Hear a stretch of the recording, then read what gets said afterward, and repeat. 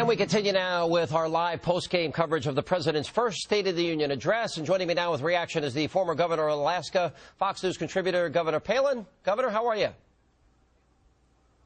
I'm doing great, Sean. Thanks for letting me be here. Well, we appreciate you being here. We're glad to have you on board. First of all, your initial reaction.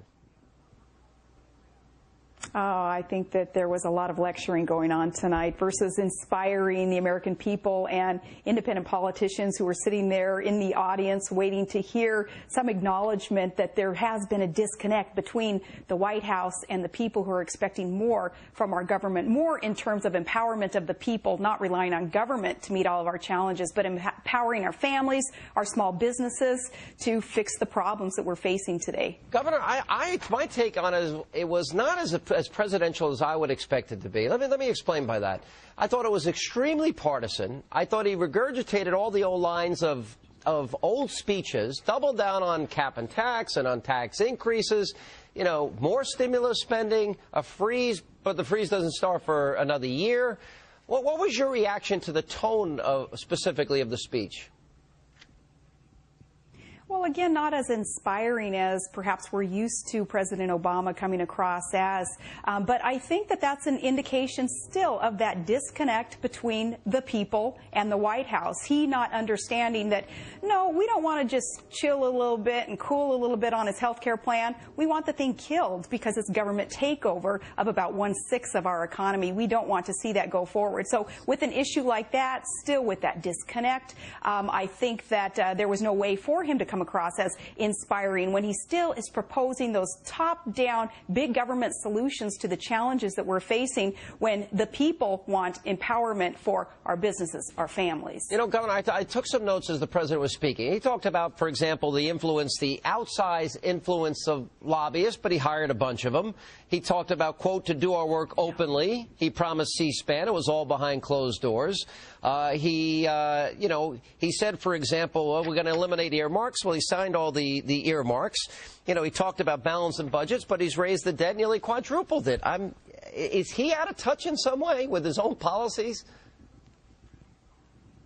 Oh, I believe so, and I think a lot of the fact checkers tonight are going to be quite busy as they run down the content of that speech, and they're going to call him on some of these claims that he made tonight. For instance, you bring up the lobbyist issue. Yeah, he's got at least 11 high-powered lobbyists who are part of now his administration, helping make some calls, and yet he claimed that lobbyists essentially aren't having a whole lot to do with policy. That's not entirely true. So fact checkers are going to be pretty busy tonight, and tomorrow I think we're going to see a lot of the details come out. All right, I want to show our audience something. There was a moment in the speech tonight, Governor, where he spoke about campaign finance and the Supreme Court decision. Now, we have an isolated view of Justice Alito, and you could watch his lips. It's clear to me what he's saying. He's using the words "not true."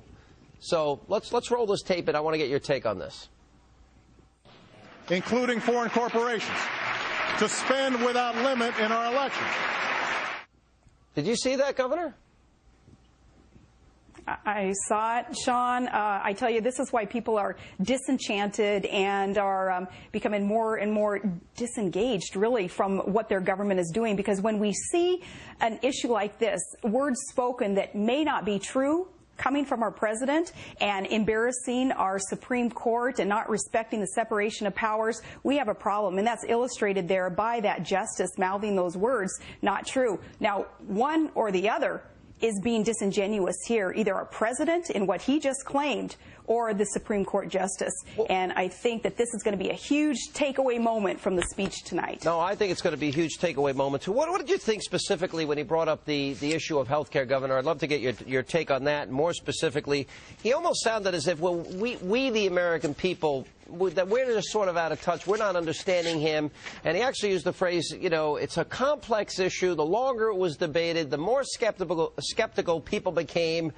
I take my share of blame for not explaining it to the American people. And I'm thinking, you explained it again and again and again, and people rejected it. So what was your takeaway?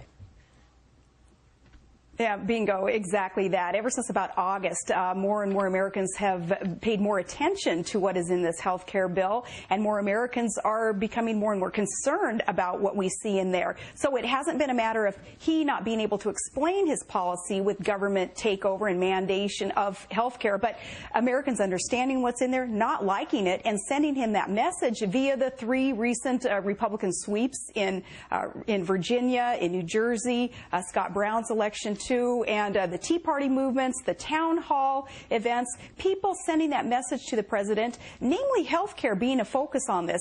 He not understanding that we don't want to see government takeover of 1/6 of our economy. Yeah, well, let me ask you, I got to get in one national security question. He did not spend a lot of time on the speech. When I printed out my version, it was only 14 pages, and only about 1.5 pages max was used on the issue of national security. But he said at one time, for America must always stand on the side of freedom and human dignity, Governor. And I'm thinking, except maybe in Iran, when people are risking their lives and they're on the streets and Iran thumbs their nose at America. Did you have the same reaction or a different reaction?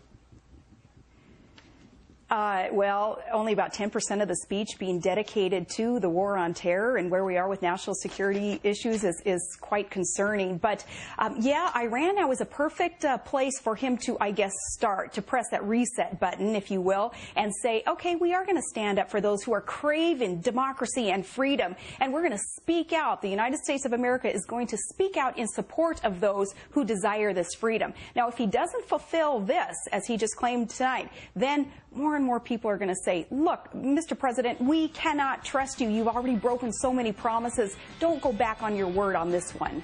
All right, Governor, we always appreciate having you, and thanks for being with us. Thank you.